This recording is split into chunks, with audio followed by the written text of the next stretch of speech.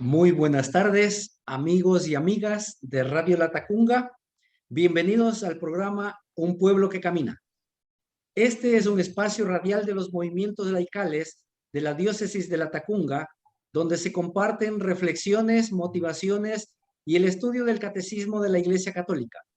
Se transmite todos los sábados a partir de las 18 horas a través de esta radio por las redes sociales bajo la conducción de su amigo y servidor Juan Zorrilla. Hoy tenemos en nuestro estudio a un invitado muy especial, William Rafael Guanopatín, quien es seminarista, catequista y miembro de la Pastoral Familiar de San Lorenzo de Tanicuchí en Latacunga, con quien vamos a tratar el tema la formación del dogma trinitario en sus numerales 249 a 252. Bienvenido, William, a este programa. Muchas gracias, hermanito Juan. Bueno, ya lo han dicho, mi nombre es William y bueno, soy seminarista de la diócesis de Latacunga y muy contento de compartir con ustedes parte de la formación que recibimos para el bien de la familia y de la iglesia. Bienvenidos todos a esta transmisión. Muchísimas gracias. Quiero expresar pues también el agradecimiento a Monseñor Giovanni Paz, obispo de la diócesis, al padre Guido Mise y a Radio Latacunga que hacen posible este programa. Vamos a iniciar preguntándole a nuestro invitado que nos comente, que nos cuente su testimonio de vida. ¿Quién es William Guanopatín? Perfecto. ¿Quién es? Es una pregunta muy amplia. Siempre ha sido un misterio de la humanidad conocerse quiénes somos realmente. Y parte de este camino recorrido es descubrir que uno, en primero, es hijo de Dios, ¿no? Es hijo de Dios, es bautizado y también es un seminarista hoy por hoy, pero viene de algún lugar. Soy de una familia religiosa católica de la provincia de Cotopaxi, del cantón Salcedo. Eh, Mis padres, Rafael y Rogelia, me han educado. Soy el cuarto hijo de esta familia, soy el único varón también. Hoy tengo 28 años de edad y bueno, he caminado en la formación alrededor de unos 7 años desde que inicié el camino a la vocación, al sacerdocio. Y en el camino va descubriendo que es un hijo de Dios llamado justamente a dar un servicio a la comunidad, a servir a la iglesia y a conocer más a las personas que nos vamos relacionando para conocer a este Dios infinito. Yo puedo decir que también, bueno, como todo joven, soy una persona que gusta mucho de aprender, gusta de saber cómo es la vida con el conocimiento que me brindan otras personas, ¿no? En especial todos los que conforman la iglesia, la sociedad, con los abuelitos que tienen su experiencia de vida. Y bueno, me identifico justamente como una persona que está deseosa de aprender más que de enseñar, ¿no? Creo que soy llamado a aprender. Y hoy, como le digo, pues soy un seminarista al servicio de Dios y de la iglesia para también encontrar a este Dios que nos llama siempre a cada uno por nuestro nombre. Mi nombre es William y muy contento de compartir con ustedes. Muy bien, gracias. Cuéntenos cómo descubrió ese llamado de Dios para ser seminarista. Mire, es tan amplio, ¿no? Uno no puede decir, aterrizar en un momento específico. Yo pienso que Dios ha llamado desde el inicio, así como nos dicen los pasajes bíblicos, incluso a veces no lo creemos, pero desde el seno de tu madre dice, yo te conocí, te consagré, yo te elegí. Y puedo decirlo que sí. Pienso que el primer deseo para tener un hijo religioso, el primer deseo para tener una persona que sirva a Dios viene desde el deseo de nuestros padres, ¿no? Desde que a veces no nos conoce, está en el vientre. ¿Y cuál es el primer deseo que tiene una madre? Es la pregunta. O sea, ¿qué quiere de este niño, no? Que sea un padre de familia, sea un buen joven o que sirva al Señor. Y eso, bueno, mi difunta madre, pues, que falleció hace poco tiempo, pues, me compartía justamente que ella pedía tener un hijo varón porque tenía cuatro hijitas, ¿no? Entonces ella quería tener un hijito y bueno, ojalá sirva al Señor, decía ella. decía, ¿no? Ojalá sirva al Señor. Y pienso que el primer deseo es ese. Desde ahí nace una vocación y en el camino este Dios que se hace presente en tantas personas, en tantos rostros, nos va enseñando que estamos llamados para eso, ¿no? Para servirle. Desde la niñez que vamos acumulando amigos, experiencias, hay momentos claves. Por ejemplo, el momento de la primera comunión es un acercamiento muy claro, ¿no?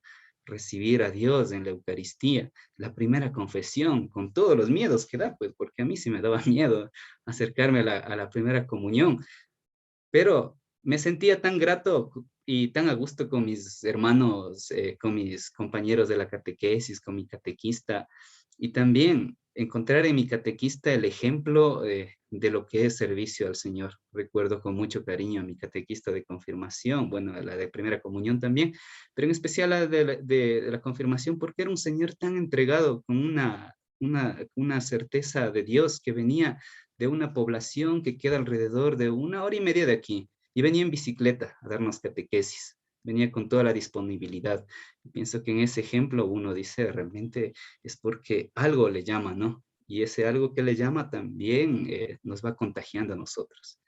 Y bueno, ya más adelante, cuando vamos creciendo y es el momento de tomar respuestas y de tomar decisiones en nuestra vida, vamos discerniendo, creo yo. Ahí es cuando el Dios se presenta en rostros concretos y verdaderos. Un día conversando con un primo, pues me dijo, a lo mejor tú no estás llamado para el sacerdocio, me dijo así. Y, y me dejó una inquietud, esa pregunta, ¿no? Que te lanzan hacia el aire. No sabes de dónde viene, pero está hecha. Y uno dice, no, no me he puesto a pensar así decididamente, pero podría ser, ¿no? Y por cuestiones de la vida, pues eh, salí a trabajar y también buscar una oportunidad de estudiar en Quito y caí justo en el Seminario Mayor, cerca del Seminario Mayor, ahí en América y Lagasca, y con un letrero gigante, Seminario Mayor San José de Quito. Y empezaba esa pregunta que fue lanzada en un momento esporádico a ser más profunda, ¿no? ¿Qué seminario? ¿Qué es un seminario? ¿Quiénes están ahí? ¿Podré yo estar también ahí? Y creo que ahí empieza este camino vocacional con rostros concretos, con personas concretas, con historias de vida reales, no, no imaginarias. Eso, mi hermano. Excelente, muy bonito testimonio. ¿Cómo es la rutina diaria de un seminarista? ¿Qué hace durante el día? Un seminarista durante el día, pues tiene una rutina muy ajetreada, ¿no? Diría yo. Mire, nuestra vida es tan dinámica en todo sentido. Está compartida en 4 áreas fundamentales, que es la espiritual, la comunitaria, la intelectual y la pastoral. Y usted lo ha dicho, a veces solamente ocuparse de la pastoral lleva un tiempo total. ¿Cómo integrar el resto? ¿Cómo integrar mi formación? ¿Cómo integrar la comunidad? ¿Cómo hacer tantas cosas? Y para eso es un seminario. Nosotros tenemos un horario que está establecido por medio de nuestros formadores, por medio de lo que dictan los documentos de la iglesia, cómo deben guiar los seminarios a los postulantes. Y bueno, empieza desde la mañana, alrededor de las 5 de la mañana, donde que uno, bueno, se ocupa de su aseo personal, de, de ponerse listo para el día. Después, acudir a la capilla para el rezo de laudes, que es una tradición de la iglesia, ¿no? Rezar en torno al salterio, a los salmos. Después tenemos un desayuno a las 7:30 de la mañana, a las 7:30 de la mañana, y a las 8 de la mañana empiezan nuestras formaciones académicas, intelectuales, que se van hasta las 2:30 del día. Entonces, terminada esta formación académica, empieza por la tarde, tenemos un espacio para descansar alrededor de unos 30 minutos y empiezan actividades comunitarias. Integramos la tercera actividad, que puede ser limpieza de la casa con los compañeros, aseo de los espacios o el mismo deporte, para después desocuparnos tipo 3:30 de la tarde, tener un espacio para descansar y después para realizar nuestras tareas que nos mandan nuestros profesores. Y nuevamente acudir a la capilla al encuentro, sea de la Eucaristía o al rezo de vísperas. Terminado el rezo de vísperas, a las 7 de la noche empieza lo que es la merienda con los compañeros y bueno, tenemos una media hora de merienda, 40 minutos, dependiendo. Y después tenemos organizaciones, puede ser para las pastorales o para las mismas actividades que tenemos, reuniones por grupos designados para diversas tareas.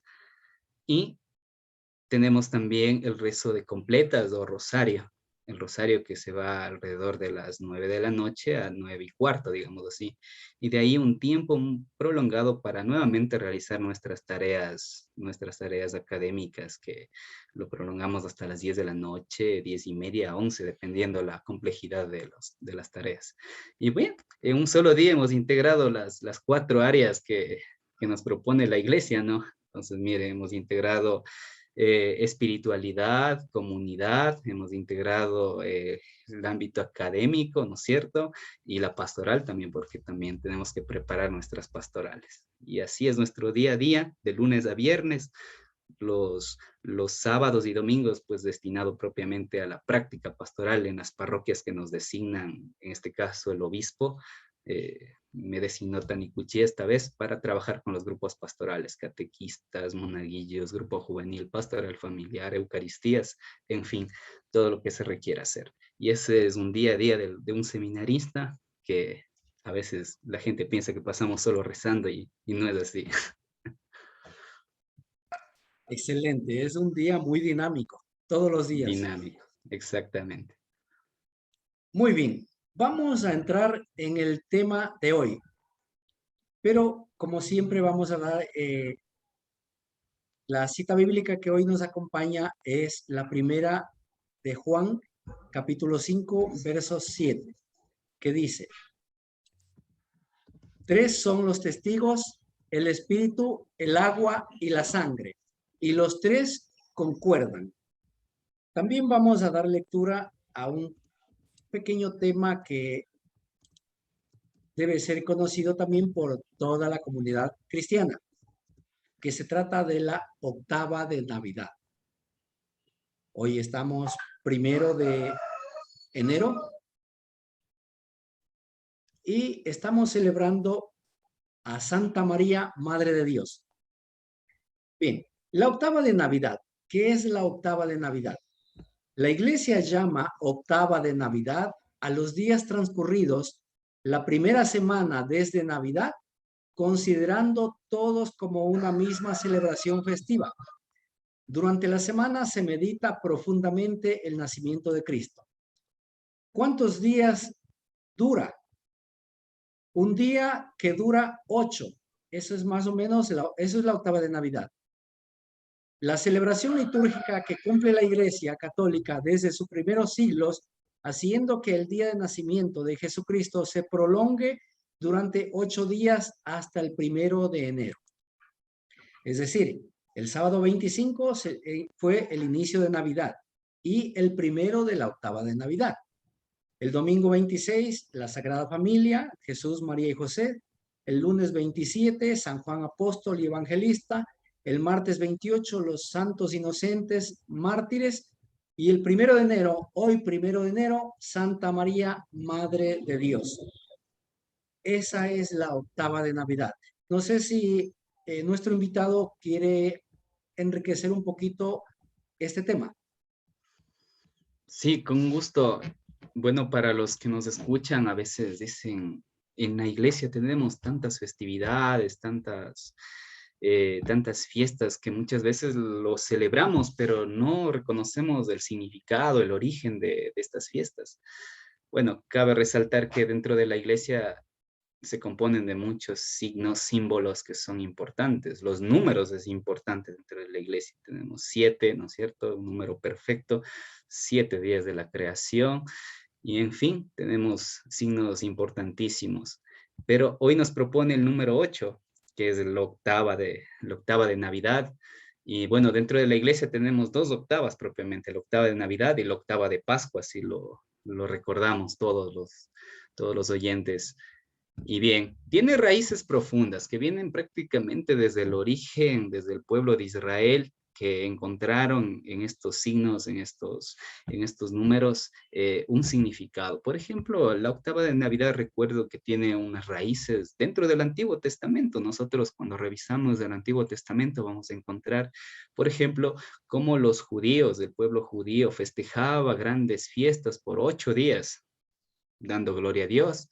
Y bueno, en el Génesis, por ejemplo, se recuerda también la alianza que tuvo Abraham con Dios, con Abraham y con la descendencia, cuyo signo para los judíos que después lo tomarían como la circuncisión, 8 días después, o sea, un nacimiento, ¿no? Esta es la alianza que Dios ha hecho con los descendientes de Abraham.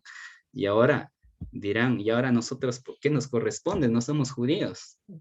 O sea, no, pero Jesús sí era un judío, entonces Jesús al nacer también fue circuncidado al octavo día, ¿no?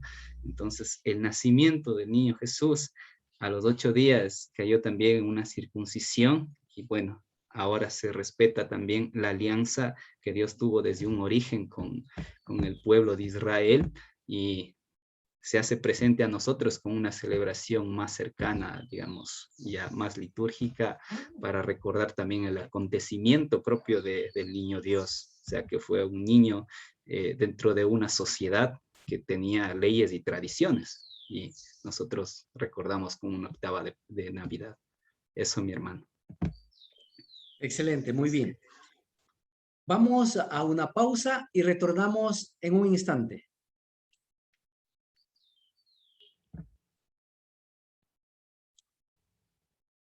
Continuamos con el programa Un Pueblo que Camina. Nuestro invitado de hoy, William Rafael Guanopatín, quien es seminarista, catequista y miembro de la Pastoral Familiar de San Lorenzo de Tanicuchí, Latacunga. El tema que estamos o vamos a analizar es la formación del dogma trinitario. Hermano William, por favor, ¿nos puede dar una explicación general del tema, la formación del dogma trinitario? Perfecto, mi hermano. Para mí es un gusto compartir este conocimiento que nosotros adquirimos en base a nuestra formación intelectual. Y bueno, para los que nos escuchan, la palabra dogma, dogma, o sea, se escucha muchas veces en la iglesia, en las prédicas del Padre, ¿no es cierto? Y debe ser entendida como una verdad, o sea, una verdad y una verdad de fe. Para nosotros el dogma es eso, ¿no? Que pertenece al campo de la fe y es considerado una verdad que ha discernido la iglesia durante muchísimos años, desde el origen prácticamente, los primeros siglos, que los apóstoles entendieron y discernieron cuál fue este acontecimiento de Jesús. Entonces, la escritura, la tradición, la iglesia nos ha transmitido estos dogmas que son unas verdades. Y bueno, brevemente para contextualizar, dogma puede ser definido como una verdad revelada y definida por la iglesia, como lo he dicho antes. Y bueno, las verdades reveladas privadas no constituyen dogmas.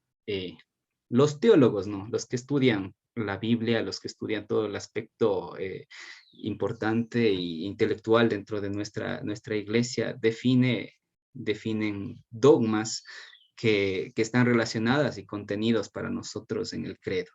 Lo que rezamos en el credo es lo que la iglesia cree. Creo en un solo Dios, creo en Jesucristo, creo en la Santa Iglesia Católica y el día de hoy pues nos propone el dogma trinitario. O sea, discernir en base al acontecimiento de Dios, en base a lo que sabemos de Dios, que Dios es una Trinidad, que Dios está expresado en 3 personas que no son distintas, sino pertenecen a un solo Dios. Y esta verdad es muy amplia realmente de explicar, ¿no? Porque Dios realmente se muestra en el Hijo y el Hijo muestra al Padre. Y el Padre envía al Espíritu Santo para iluminar, que nos abre el entendimiento. Y lo vamos entendiendo en estos acontecimientos. Pero los santos padres de la iglesia han comprendido y no han querido separar esta realidad. O sea, no decir que Dios es aparte, que el Hijo es aparte, que el Espíritu Santo es aparte, que actúan de maneras distintas, sino que es una expresión de Dios. y en cada una de ellas podemos ver al Dios en su totalidad. Y no podemos ver a Dios en su totalidad si omitimos, por ejemplo, al Espíritu Santo, o si damos preferencia solo al Espíritu Santo. Ahora hay tantos movimientos que son pentecostales, hay tantos movimientos carismáticos. Acogemos solo al Espíritu Santo y dejamos de lado al Dios creador, dejamos de lado al Dios que se ha revelado en el Antiguo Testamento. Entonces, ¿podremos conocer al Dios en su totalidad? Es imposible, ¿no? Sería imposible. Tomamos a Jesucristo como el hombre que vivió, como el hombre que estuvo entre nosotros, como el libertador del pueblo, el Hijo de Dios, pero dejamos de lado al Espíritu Santo, dejamos de lado al Padre. Entonces, tampoco podemos caer en eso, caer en un reduccionismo.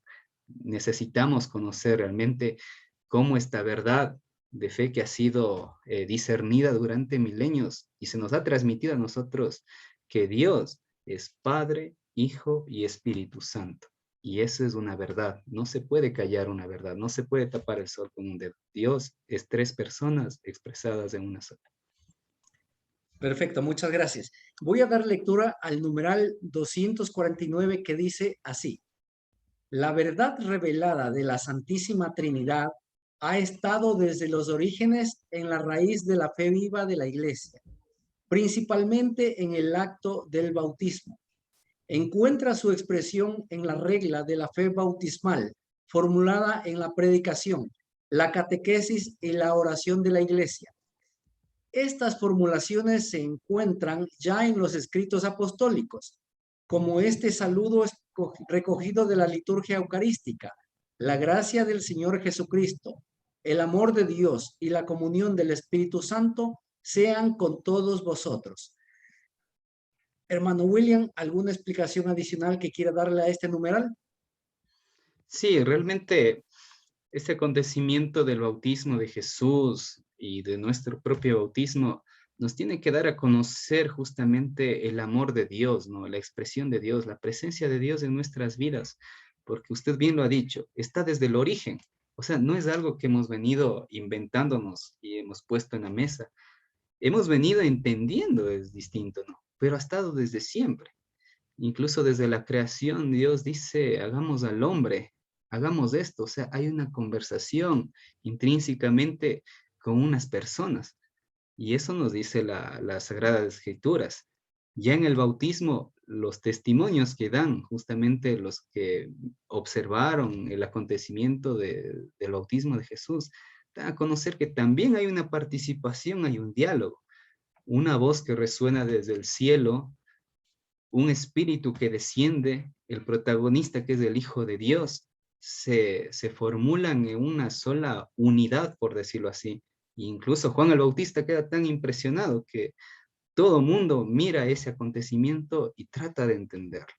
Entonces, para nosotros, nuestro bautismo y el bautizo de Jesús está tan relacionado para reconocer esta presencia de Dios, Dios que es trinitario, Dios es un Padre y nos hace padres por medio del bautizo, y nos da el Espíritu Santo. Por el Espíritu Santo podemos decir que somos hijos de Dios, que pertenecemos a la iglesia y que también somos hermanos de la fe en Jesucristo. Entonces, estos acontecimientos son muy profundos, ¿no? Que nosotros tenemos que estudiarlos, pero sobre todo vivirlos. Dígame, si no vivimos nuestro bautizo, ¿cómo podemos nosotros conocer solamente con la teoría a este misterio tan grande que nos ha sido revelado como el Dios Trino, por ejemplo? Es prácticamente imposible. Debemos aprender a vivir, a valorar nuestro bautizo. Muy bien, muchas gracias. Voy a dar lectura a otro numeral, el 250, que dice así. Durante los primeros siglos, la Iglesia formula más explícitamente su fe trinitaria, tanto para profundizar su propia inteligencia de la fe, como para defenderla contra los errores que la deformaban. Esta fue la obra de los concilios antiguos, ayudados por el trabajo teológico de los padres de la Iglesia y sostenidos por el sentido de la fe del pueblo cristiano. Por favor, hermano William, ¿puede ayudarnos con una explicación adicional? Claro, siempre es importante el carácter histórico, ¿no? Nuestra iglesia, desde un origen, hoy celebramos 2022 años eh, de vida, pero ¿en torno a quién? Pues 2022 años, ¿en torno a qué acontecimiento? Que es el acontecimiento del Hijo de Dios que vino a la tierra. Desde ahí se empieza a contar, ¿no? Pero en los orígenes, los que presenciaron este acontecimiento en su forma real comprendieron, pero más adelante, así como cuando jugamos nosotros el teléfono roto, ¿no es cierto? No sé si puede jugar, que hacemos una cadena larga, tenemos un mensaje en el inicio, va pasando, pero tarde o temprano por ahí no escuchó bien o interpretó mal y el mensaje se va un poco tergiversando. Entonces, más o menos para explicar esto, ¿no? O sea, son muchos siglos y en los siglos pues se va perdiendo un poco esta esencia de este contenido. Y bueno, se ha querido interpretar de muchas maneras, que Dios, que Jesucristo, por ejemplo, no era el hijo de, no era el hijo de Dios, que el Espíritu Santo era el protagonista, o sea, se ha querido interpretar de tantas maneras que cayó justamente en esto, ¿no? En este problema de separación dentro de la iglesia, de conflicto dentro de la iglesia, porque nos quedamos más a discutir sobre quién es Jesucristo, cómo entendemos, solo yo cómo lo entiendo, cómo entiende esta comunidad, que a vivirlo. Y por eso la iglesia en los concilios desde un origen ha tratado de conciliar estas diferencias, ¿no? Para, para que no sea mi parecer, sino que sea el parecer de todos. Bueno, discutamos quién es Jesucristo para nosotros, quién es el Padre, quién es el Hijo, y pongámoslo todo en común. Y esa conclusión de esos concilios, de estas reuniones, caen justamente en lo que es la constitución de nuestro credo. O sea, la iglesia ha conciliado una verdad, ha reconciliado incluso las diferencias eh, que tenían los de aquel tiempo y ha dicho, no, Padre, creo en un solo Dios, creo en el Espíritu Santo, creo en el Hijo y no puedo separar estas verdades. Y así sucesivamente, ¿no? Todo lo que recae en el credo es producto de los concilios, pero antes de que salga el credo ha habido diferencias, ha habido discusiones, ha habido separaciones incluso que son dolorosas para nuestra iglesia y que hasta el día de hoy lamentablemente podemos decir que existe todavía esto, pero con distintas palabras, con distintos protagonistas. Entonces, eso la iglesia ha querido procurar y llevarlo digamos, a unificar, ¿no? Para que tengamos un criterio claro sobre el acontecimiento de Jesús, sobre lo que dice las Escrituras, sobre lo que nos dicen los santos padres que reflexionaron mucho sobre el tema del dogma trinitario y sobre todo la persona de Cristo, la persona de Dios. Perfecto, muchas gracias. Nos vamos a una pausa y retornamos en un instante.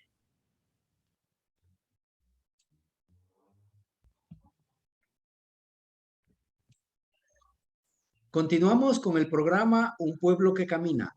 Nuestro invitado, William Rafael Guanopatín, seminarista, catequista y miembro de la Pastoral Familiar de San Lorenzo de Tanicuchí, en Latacunga. El tema que estamos analizando es la formación del dogma trinitario en sus numerales 249 a 252. Expresamos nuestro agradecimiento sincero a Monseñor Giovanni Paz, obispo de la diócesis de Latacunga, al padre Guido Mise y a Radio Latacunga que hacen posible este programa. Voy a dar lectura al numeral 251 del Catecismo de la Iglesia Católica, que dice así: para la formulación del dogma de la Trinidad, la Iglesia debió crear una terminología propia con ayuda de nociones de origen filosófico: substancia, persona o hipóstasis, relación, etc. Al hacer esto, no sometía a la fe a una sabiduría humana, sino que daba un sentido nuevo, sorprendente, a estos términos destinados también a significar en adelante un misterio inefable, infinitamente más allá de todo lo que podemos concebir según la medida humana. Hermano William, por favor, ¿nos puede explicar este numeral? Claro, mi hermano, perfecto. Bueno, compartirles también que nosotros dentro del proceso de formación, todos los años que requiere la formación, los primeros años están destinados justamente al estudio de la filosofía. Entonces, para nosotros que, bueno, que en los colegios no se toman mucho en cuenta estos estudios, es chocarnos con una realidad nueva. En cierta manera, al principio parece tan alejado de Dios que parece solamente propio de la razón. La filosofía entiende solamente lo que es la razón, la verdad, ¿no? Por medio de, digamos así, de la formulación, de la argumentación, de la lógica en especial. Y bueno, lo que nos propone aquí esta pregunta es justamente vincular estos términos que son propios de la filosofía, de la lógica, a la comprensión del misterio de Dios. Entonces, ¿en qué momento se llega a dar esto? Jesús vino a enseñar esto, vino a enseñar la, estos términos. No, o sea, prácticamente no. Jesús vino a dar un testimonio propio de lo que es del amor de Dios, que Dios es Padre. Sin embargo, sin embargo, los apóstoles, quienes empezaron la evangelización, se toparon con las culturas, con las diversas culturas, ¿no? Que gran parte de estas comunidades, culturas, pues provenían de esta tendencia filosófica que querían no escuchar simplemente testimonios sueltos, sino testimonios verdaderos, y para ello la filosofía era la ciencia, digamos, en ese entonces, ¿no? Y ahora, San Pablo, entre otros, tienen que aterrizar todo lo que ellos quieren transmitir al lenguaje de ellos.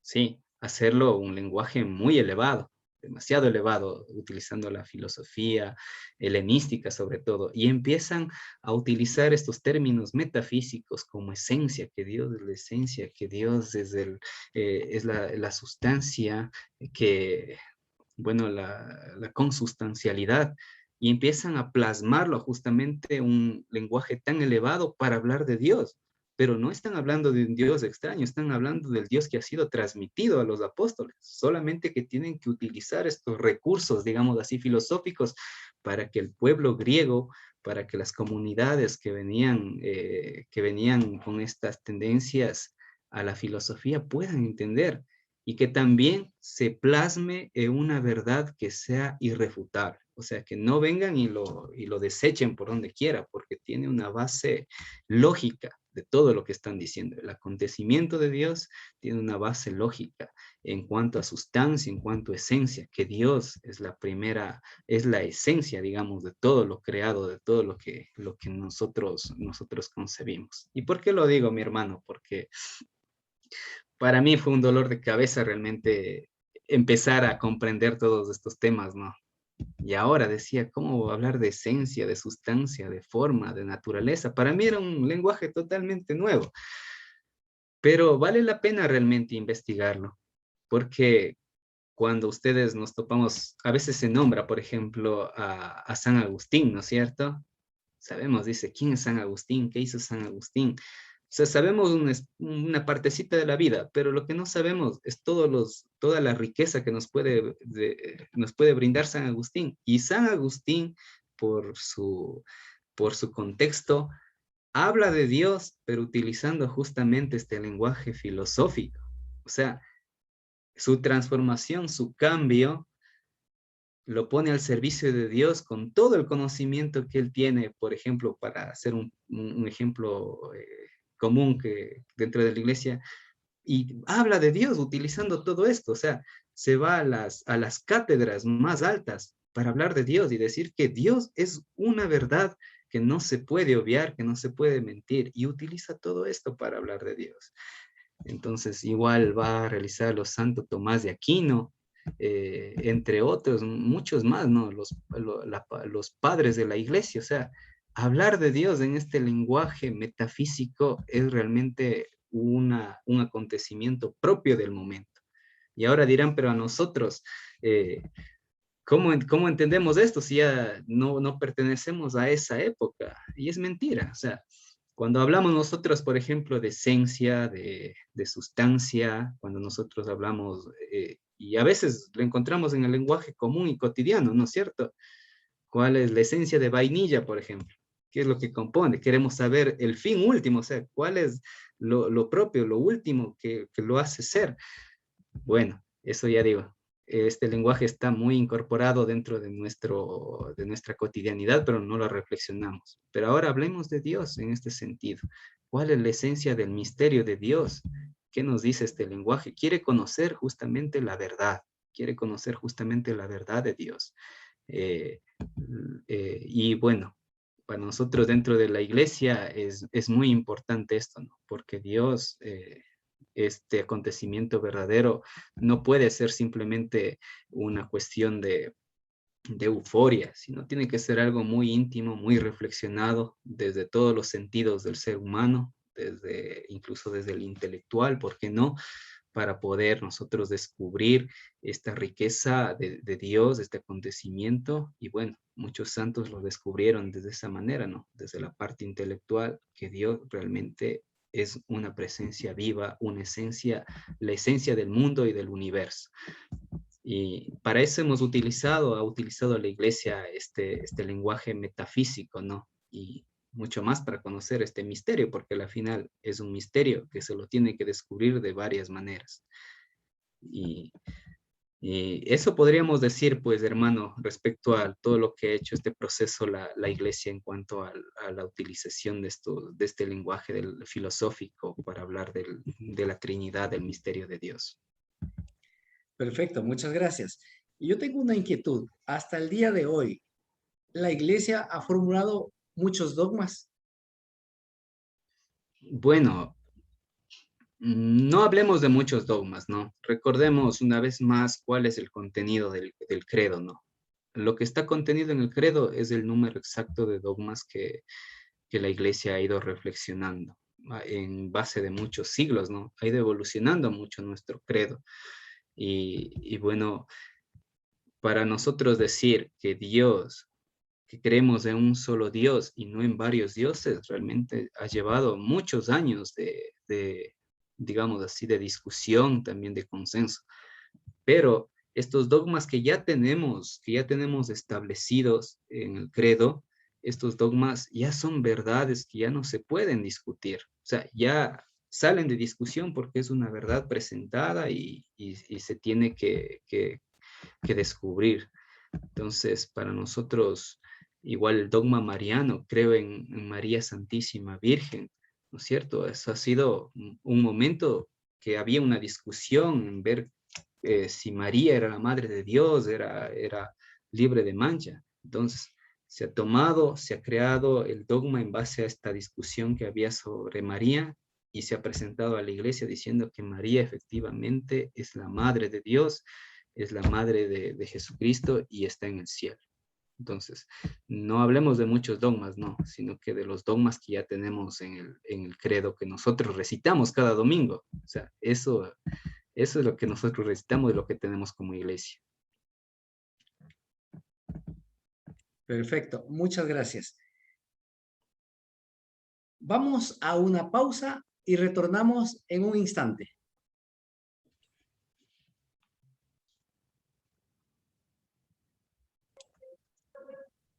Seguimos con el programa Un Pueblo que Camina. Nuestro invitado de hoy, William Rafael Guanopatín, seminarista, catequista y miembro de la Pastoral Familiar de San Lorenzo de Tanicuchí en La Tacunga. El tema que estamos analizando es la formación del dogma trinitario en sus numerales 249 a 252. Agradecemos también al señor obispo Giovanni Paz, al padre Guido Mise y a Radio La Tacunga que hacen posible este programa. Voy a dar lectura al último numeral, el 252, que dice así: la Iglesia utiliza el término substancia, traducido a veces también por esencia o por naturaleza, para designar al ser divino en su unidad. El término persona o hipóstasis para designar al Padre, al Hijo y al Espíritu Santo en su distinción real entre sí. El término relación para designar al hecho de que su distinción reside en la referencia de cada uno a los otros. Hermano, por favor, ¿nos puede explicar este numeral? Sí, mi hermano, como vemos, nosotros aquí igual nos estamos topando con este lenguaje que para nosotros a lo mejor no es muy común, ¿no? Toparnos como sustancia que proviene justamente de un lenguaje griego que ha venido de los grandes pensadores, en este caso como Aristóteles, que ha ido tratando de descifrar, ¿no? ¿Qué es lo que le hace ser justamente a algo o a alguien, ¿no? Pero ya llevándolo a Dios, tratar de descifrar qué es lo que le hace ser Dios, es lo que en este caso queremos revelar. ¿Qué es lo que le hace ser Dios? Y bueno, lo que le hace ser Dios, justamente, digamos, en palabras un poco más coloquiales y morochas, lo que le hace ser Dios es justamente este ser trinitario, ¿no? Que es una Trinidad en un Espíritu Santo, en un Espíritu, en un Padre que crea, en un Hijo, le hace ser justamente eso Dios. Y bueno, nos da también estas propiedades o cualidades de Dios, ¿no? Por ejemplo, el Dios, ¿qué cualidad? Que Dios es Padre, ¿no es cierto? Que Dios es también quien redime a los hombres, que Dios es quien ilumina a los hombres en base al Espíritu Santo. Entonces, esta sustancia de Dios justamente nos hace comprender lo que nosotros, por nuestras limitaciones, no podemos comprender. Y a eso es lo que quiere llegar justamente con este lenguaje los santos, ¿no? Los padres, a que tratemos de comprender cuál es este misterio de Dios, qué es lo que le hace ser justamente Dios y utiliza a estos pensadores de la humanidad, ¿no? Porque el conocimiento, hablemos, el conocimiento viene de algo divino, en este caso, desde el origen, entonces, este conocimiento que Dios ha permitido a los hombres de encontrar herramientas, palabras y encontrar definiciones, pues ahora, ¿por qué no ponerlo al servicio del conocimiento propio de Él, ¿no? Que es Dios. Y bueno, a eso podríamos aducir justamente este contenido de sustancia y esencia en cuanto al conocimiento de esta Trinidad. O sea, conocer las cualidades y las referencias de este Dios creador, de este Dios en Jesucristo y del Espíritu Santo también. Exactamente, mi hermano. No sé si a lo mejor tenga alguna inquietud. Como le digo, hay muchos aspectos que podemos ir aclarando. Gracias, muchas gracias. Estamos en la parte final, estamos llegando a la parte final de nuestro programa.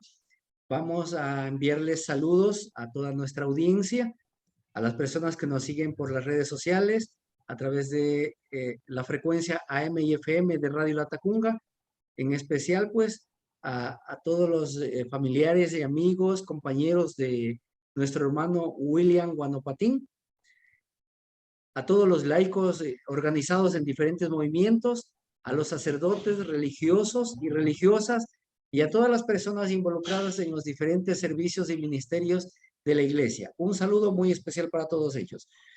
Hermano William, ¿puede comentarnos un poquito cómo les afectó la pandemia durante el seminario? Durante toda esta época que está en el seminario. Claro, yo pienso que esta pandemia ha sido buena en todos los niveles y nosotros como comunidad que somos, no estamos tampoco exentos, ¿no? de estos inconvenientes que pasan en la sociedad y sobre todo en el campo de la salud. Para nosotros ha sido realmente un reto muy grande afrontar la pandemia, tanto dentro del seminario por las limitaciones que se generan al vivir, imagínense todos en conjunto, 40 jóvenes ya sin poderse hablar directamente, ¿no? Por el miedo a lo mejor a algún contagio, aislarnos un poquito. Ha sido realmente duro recibir incluso las clases de manera virtual, porque nosotros nos tocó recibir de manera virtual, igual fue un reto muy grande, ¿no? Un reto muy grande, ya no recibir a los profesores o no hacerlo de forma presencial, no salir a las pastorales, imagínense, ya estábamos destinados a irnos a las pastorales los fines de semana y de pronto nos cortamos y nos tocaba quedar a crear actividades. Eso también fue bastante, bastante duro, pero bueno, todo es una enseñanza realmente y una enseñanza de vida y Creo que la fe justamente que vamos aprendiendo, la que debemos primero practicar y vivirla, es en ese momento de la necesidad, de la calamidad, ¿no? Ser generosos con los hermanos que tenemos a nuestro alrededor, tratar de serlo, de llevar a la práctica justamente este conocimiento de Dios, ¿no? Pedir la sabiduría de Dios para discernir las mejores decisiones, mirar en Dios que no ha abandonado a la humanidad como muchos pensamos, sino que al contrario, nos está hablando a lo mejor otra vez, ¿no? Nos está hablando una vez más y nos pide algo también.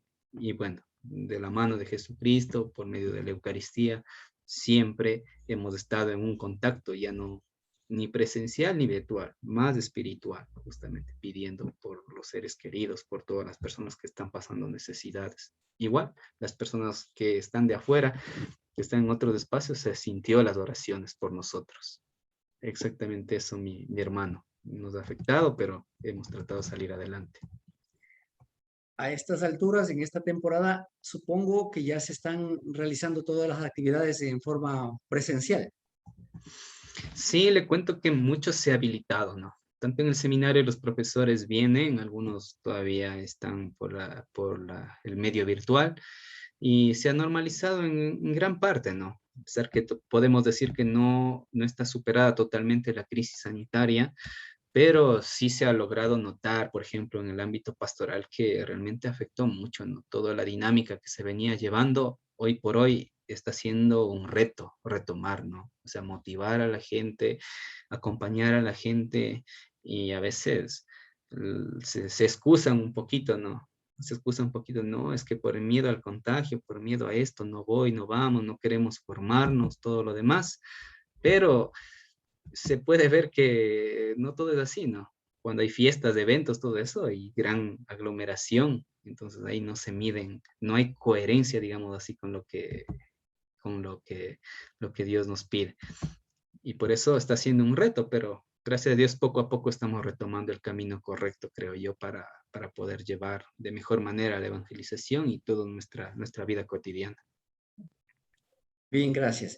¿Qué mensaje le puede dar usted a la juventud que tal vez desea servir a Dios, que tal vez tiene esa vocación de servir a Dios?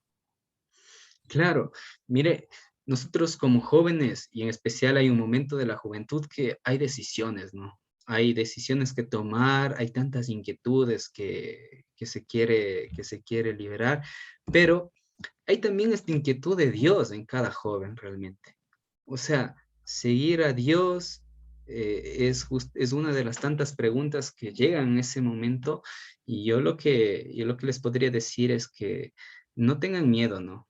Hay una inquietud que parece un poco loca, dice, pero ¿cómo voy a hacer eso? ¿Cómo me voy a dedicar a eso? No, si ya te llegó esa pregunta es por algo, y esa pregunta es igual de Dios. No tenerle miedo a descubrir, porque solo Dios nos conoce plenamente como somos, y solo Dios, y en Dios vamos a caminar, incluso en otros espacios de la vida, en cualquier campo de la vida. Entonces, animarle a los jóvenes justamente que se animen por un servicio a Dios, por adquirir un estilo de vida distinto, mirar que se puede vivir justamente sirviendo a Dios de la mejor manera, con felicidad, con alegría, y bueno, afrontar igual, vamos creciendo todos los días como diría la palabra de Dios, en gracia y en sabiduría, ¿no? Pero hay un proceso también, entonces no engañarnos también, ¿no? No es que llegamos al seminario y tenemos que salir sacerdotes, ¿no? Hay un proceso que tenemos que realizar, y con la mano de Dios, pues se lo puede realizar.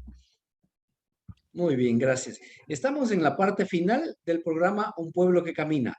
Le agradecemos una vez más, pues, al hermano William Guanopatín por haber aceptado esta invitación para compartir y conversar estos importantes temas del catecismo y de la vida de un seminarista.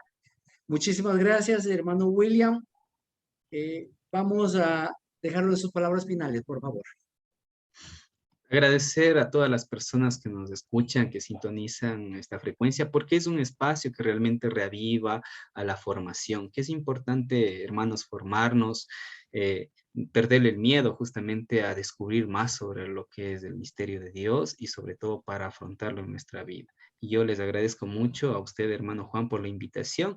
Y bueno, siempre dispuesto a servir a Dios en nuestra iglesia y muy contento también, ¿no? De aportar con un granito de arena si lo he podido realizar. Muy amable a todos, especialmente a Monseñor, que siempre nos da la confianza para formarnos y también confía mucho en nosotros para poder llevar un mensaje de esperanza y de paz.